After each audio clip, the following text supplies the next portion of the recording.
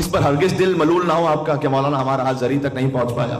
اب آپ حسین علیہ السلام جانتے ہیں کہ کون کس مقام سے انہیں کس نیت سے سلام کر رہا ہے.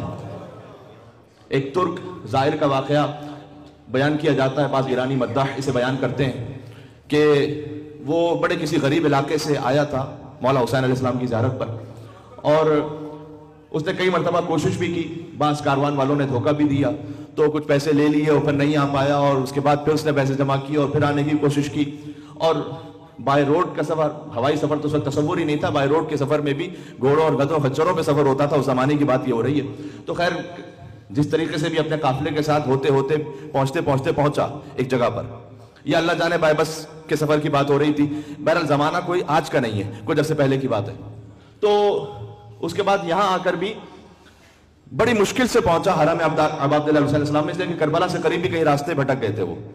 تو کہتے ہیں کہ وہ جب وہ پہنچا تو مولا حسین سے ضریب پر کچھ کہہ رہا تھا، تو اس نے کچھ کہا تو سب دھاڑے مار مار کر رونے لگے.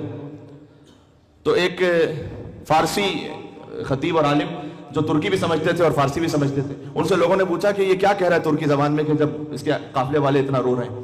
تو انہوں نے کہا کہ یہ کہہ یہ رہا ہے امام حسین علیہ السلام سے، جو شاید میرے اور آپ سب کی آواز ہے. ہمارے ساتھ وہ کیفیت تو نہیں ہوئی لیکن بہت دور سے، ہزاروں کلومیٹر دور سے لوگ یا حسین کہنے کے لیے یہاں پر آئے، اور 3 دن تک 4 دن تک چلتے رہے پیدل یا حسین یا حسین یا حسین کہتے ہوئے. اچھا، اللہ سبحانہ و تعالیٰ نے وہ فقیر کے ساتھ یہ بہرحال نظر کرم اور اہتمام کر دیا کہ کل صبح سے میں چلا تھا سامرہ، کازمین اور نجف کی زیارت پر، اور آج 24 گھنٹے سے زیادہ کا سفر کر کے میں پہنچا.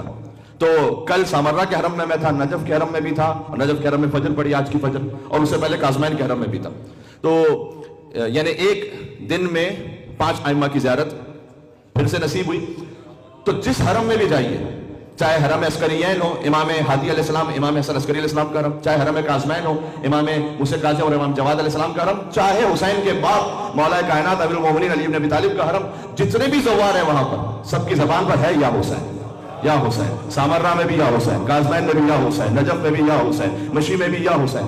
تو اس ترک زاہد نے کہا کہ اے مولا، میں آپ سے فقط ایک بات کہنے آیا ہوں زری کے سامنے، اور میں یہ کہہ رہا ہوں کہ اے مولا، میں بڑی مشکل سے زحمتیں اٹھا کر دنیاوی اعتبار سے پہنچا ہوں یہاں پر، اور میں کہنا صرف یہ چاہتا ہوں کہ مولا جیسے میں اس دنیا میں چہلم کے موقع پر ڈھونڈتے ڈھونڈتے آپ کو پہنچ گیا ہوں نا، تو جب میدان محشر لگا ہو، اللہ اکبر،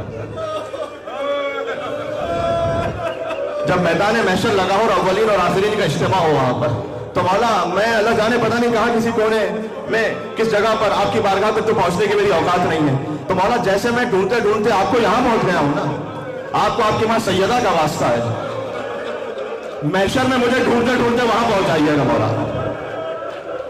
اللہ اکبر. کون ہے حسین؟ کون ہے حسین؟